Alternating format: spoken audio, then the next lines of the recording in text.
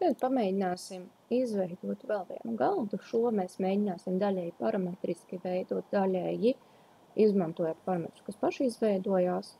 Tātad es ielikšu atkal attēlu no datora.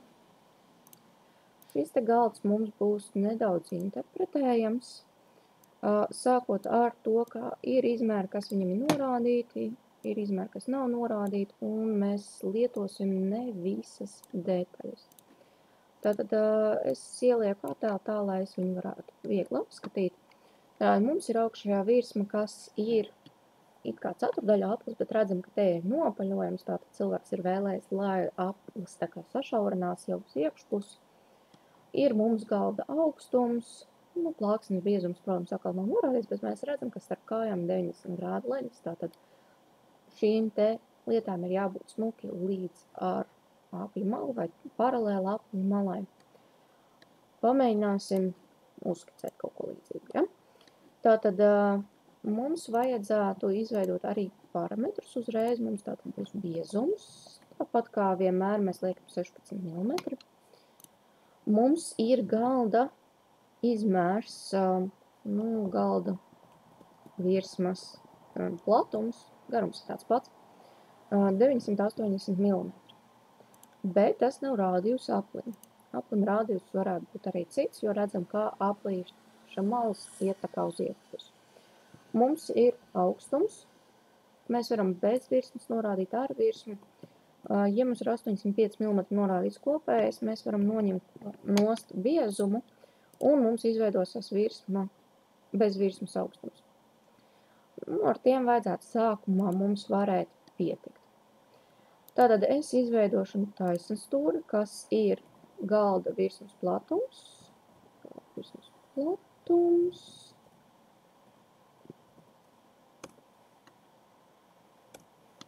Tātad tas ir mans galds. Un tajā iekšā ir aplis.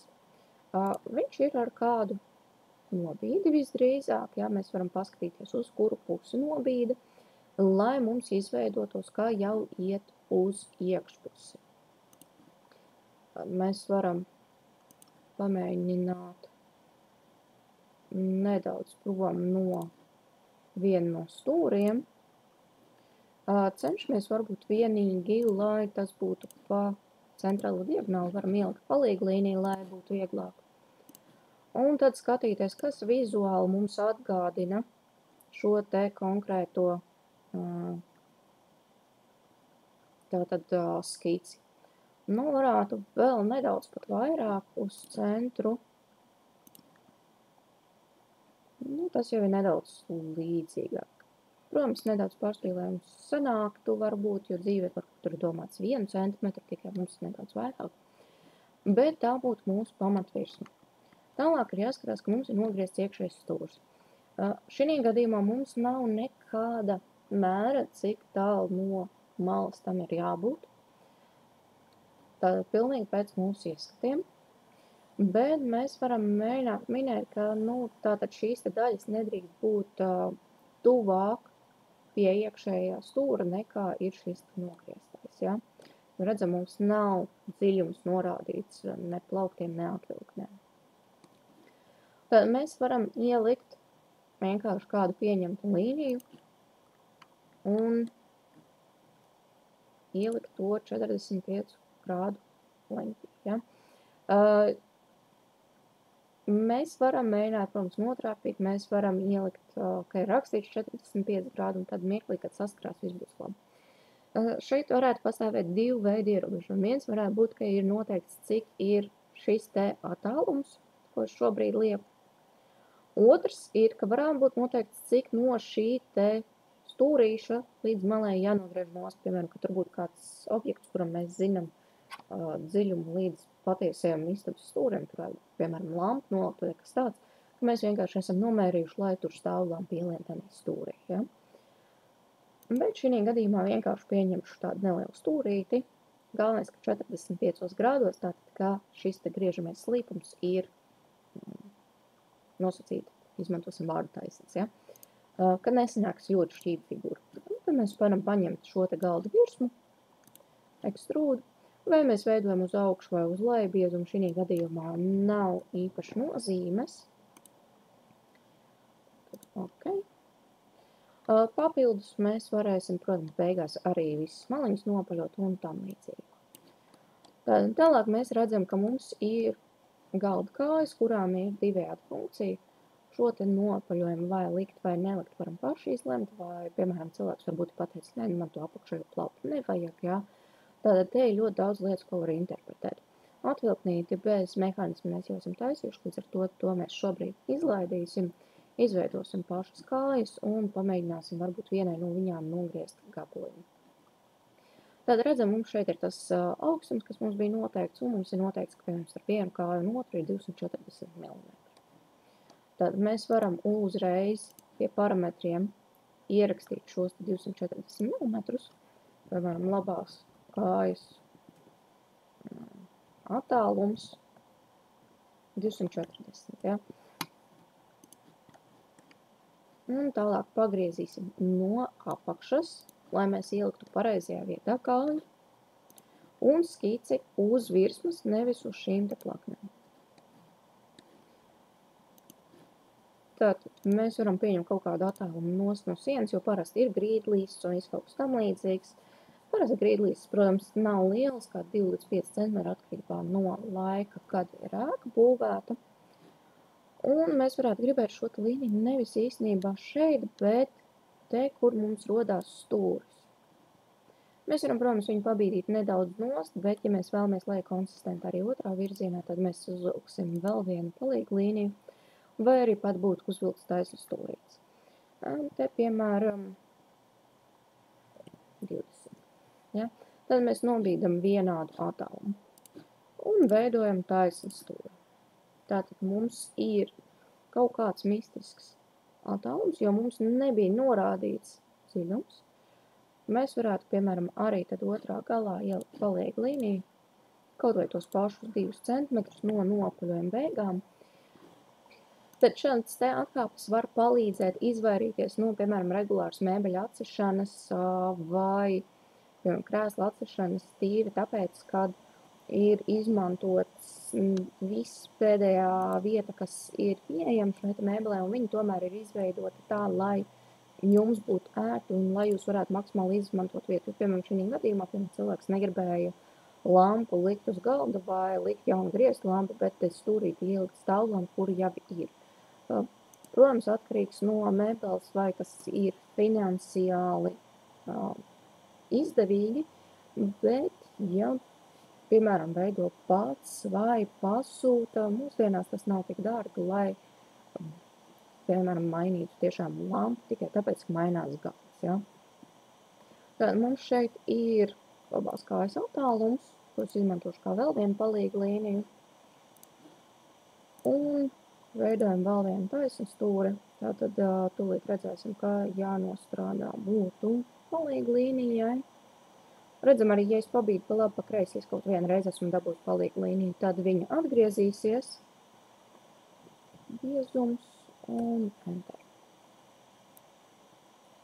Tad tā būtu viena no kājām. Varu arī uzreiz pabeigt skici. Tad redzam, ir izveidojušies mūsu 2 objekti, taisam ekstrūdi. Esam vienīgi uzmanīgi pāri bultiņas virzienu, ja viņa iet pretējā virzienā, man jāliek viņu zīme, šī virzienā es vienkārši rakstu augstumus. Un ok. Tad gadījumā, ja esam atkal aizmirsuši, ka ir jāliek atsevišķi. Atceramies, ka lejā vēsturē var noklikšanāt un samainīt uz new body, un tie arī izveidosies. Tālāk mums ir nepieciešama pārējās 2 kājas. Redzam, ka te ir attālums 291, tātad mēs varam uzreiz arī parametros pievienot. Tātad kreisās kājas attālums un 291. Tad to, ko es izmantoju tos 2 cm kā atkāpi, mēs arī varētu definēt kā parametru, bet vai tas vienmēr ir vajadzīgs, jau ir cits jautājums. Tātad paņemšu šoreiz taisnu stūri, ņemu no stūrīša, atceramies, ka vienā virzienā liek 50 mm, otrā 20. Pārsvarā šādi te attēlumi būs diezgan simetriski, bet, mēdz gadīties gadījumi, kad nav. Šī virzienā arī es varu ielikt tos pašu 50, es varu ielikt tikai to 20, un ar to man pietikt pilnībā. Un veidojam atkal šo te kāju. Bet tagad mēs redzam, ka ja es izdaru tieši tāpatās, tad tā kā man jau šeit kaut kas ir, tad man ir neliela problēma, ka varētu gadīties, ka nesakrīt. Ja? Tad ir jāskatās dizainiski, vai mēs vēlamies, lai abas puses būtu vienādas, vai mūsu apņēma, ka vienā virzienā ir nedaudz mazāk. Ja mēs skatāmies realistiski, gan arī 700 cm dziļas atvilknes nav pats ērtākais. Līdz ar to, kaut gan mums būtu jauki ar šādiem izmēriem, mēs varētu pamēģināt paskatīties, cik tad mums tālu ir šī te kāja. Ja? Ja gadījumā mums neveidojas nekāda līdzošie punkti, mēs to varam izdarīt, aiziet vienkārši uz to objektu, kas te ir blakus. Pie tā agrāk vai vēlāk vienmēr pieliks, bet, ja mums galīgi nekas nesanāk, un mēs nevēlamies reiķināt, mēs varam vienkārši atgriezties uz iepriekšējo skici un to papildināt. Tas nekas, ka no viņas jau ir ekstrūda, tas mums pilnībā netraucēs.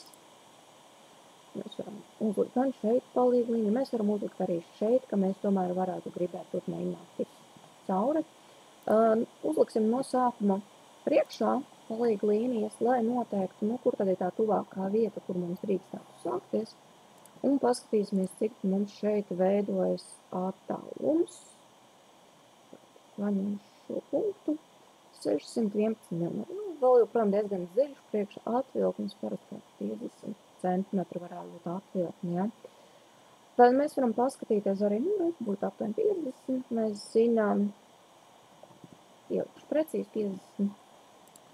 Mēs varam paskatīties attālumu no šajienē 210, mums bija it kā 290, tas ir diezgan tālāk, ja. Tad būtu jāskatās, kuru no lietām mēs samazinām, jo atvilknes iespējams mēs varbūt varam nopirkt arī standartu un viņas ielien tajos 290 mm. Ja? Līdz ar to esam uzmanīgi par to, kur ko kā. Bet, labi, es tad likšu nedaudz varbūt vēl mazākas šīs te atvilknēm maliņas. Tad mums ir biezums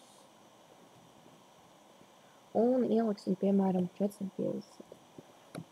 Attiecīgi, palīgu līnija ar šo te attālumu krensei kājai un veidojam vēl vienu šo te kāju. Tad šis būtu tas moments, kad mēs varētu ar visiem iesaistītajiem izrunāt, vai šāda kāju konfigurācija mums ļauj iztīrīt, piemēram, šo te tālāko stūri. Ja viņi neļauj, mēs varam, protams, nogriezt arī kādu gabalu vēl nost. Tātad ieslēgsim otro skici un izveidosim šīs te divas kājas. Pagriezīšu tā, lai es redzu, vai ekstrūda iet pareizā virzienā un augstums.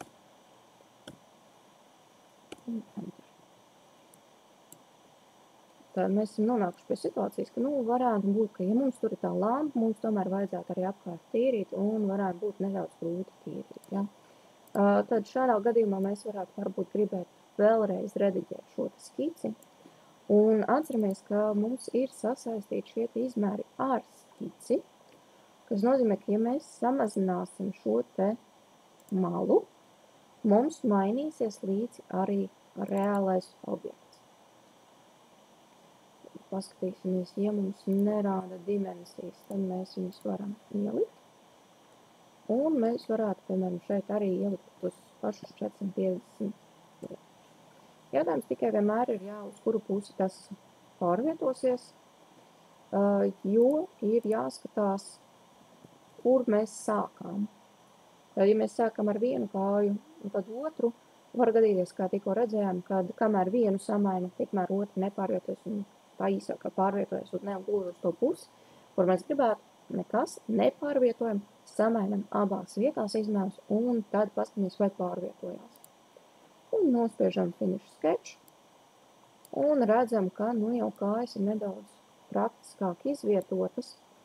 Protams, realitātē mēs varētu arī ne tikai skatīties, tur tas 90 grādi un tā tālāk, bet nospiest pie inspect un izvēlēties apakšējo, piemēram, stūru un apakšējo stūru un 196 mm.